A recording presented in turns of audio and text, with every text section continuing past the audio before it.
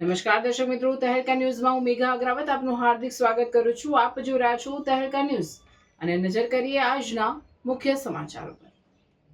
ભરૂચ તુલસીધામ પાસે હરિહર કોમ્પ્લેક્સના શૌચાલયમાં દારૂની ખાલી બોટલો મળી, અસામાજિક તત્વોની હરકતથી ચિંતા. ભરૂચ તુલસીધામ પાસે હરિહર કોમ્પ્લેક્સના શૌચાલયમાં દારૂની ખાલી બોટલો મળી, અસામાજિક તત્વોની હરકતથી ચિંતા.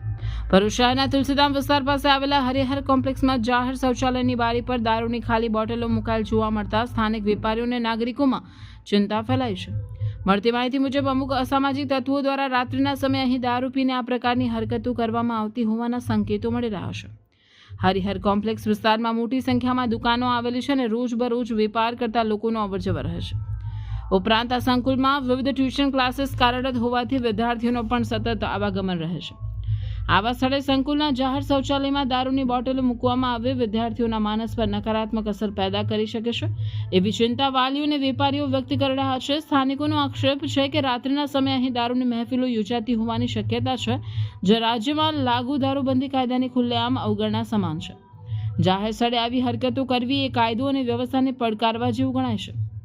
નાગરિકોએ ભરૂચ સી ડિવિઝન પોલીસને આ મામલે તાત્કાલિક જાગૃતતા દાખવવા અપીલ કરી છે. હરિહર કોમ્પ્લેક્સ વિસ્તારમાં નિયમિત પેટ્રોલિંગ, સીસીટીવી કેમેરાની તપાસ અને સંડોવાયેલા તત્વોને શોધી કાયદેસરની કાર્યવાહી કરવાની માંગ ઉઠી છે.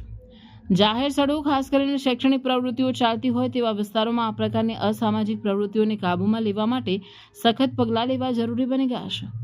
નાગરિકોમાં પ્રશ્ન ઉઠી રહ્યો છે કે શું આવા તત્વો દારૂબંધીના કાયદાની મજાક ઉડાવી રહ્યા છે કે પછી સ્થાનિક કાયદો વ્યવસ્થાને ખુલ્લો પડકાર આપી રહ્યા છે. રિપોર્ટર અવી સૈયદ, ભરૂચ.